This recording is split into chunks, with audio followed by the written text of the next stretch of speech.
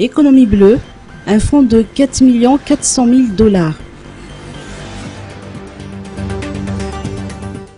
Au mois de septembre dernier, la signature de l'accord de projet qui permet à Madagascar de bénéficier du nouvel accord sur l'initiative de croissance bleue a été établie entre l'Organisation des Nations Unies pour l'alimentation et l'agriculture, ou FAO, et le gouvernement japonais.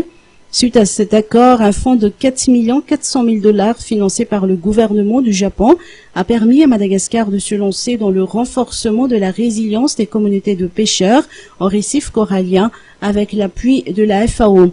L'initiative Croissance Bleue a pour objectif d'optimiser les avantages économiques et sociaux tout en réduisant la dégradation de l'environnement dans ces secteurs. Les écosystèmes océaniques et d'eau douce fournissent des services essentiels et garants de la biodiversité, mais surtout assurent l'alimentation et les moyens d'existence de millions de personnes. Or, la pollution, la surexploitation, la pêche illicite, non déclarée et non réglementée, et les changements climatiques font peser une grave menace sur ces écosystèmes aquatiques.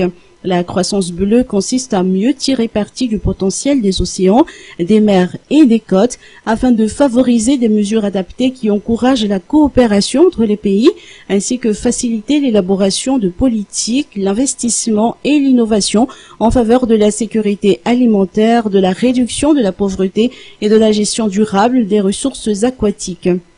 Cela va nous permettre également de finaliser la stratégie nationale d'économie bleue dont on a commencé la formation il y a quelques années avec l'appui de la FAO.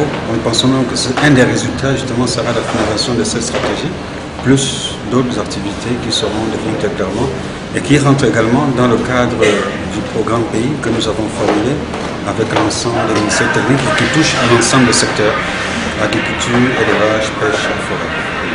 La commercialisation et la productivité de la pêche artisanale devraient s'accroître. La cohérence des politiques, stratégies et plans d'investissement dans le secteur de la pêche avec les politiques et stratégies de protection de l'environnement devraient être mises en avant.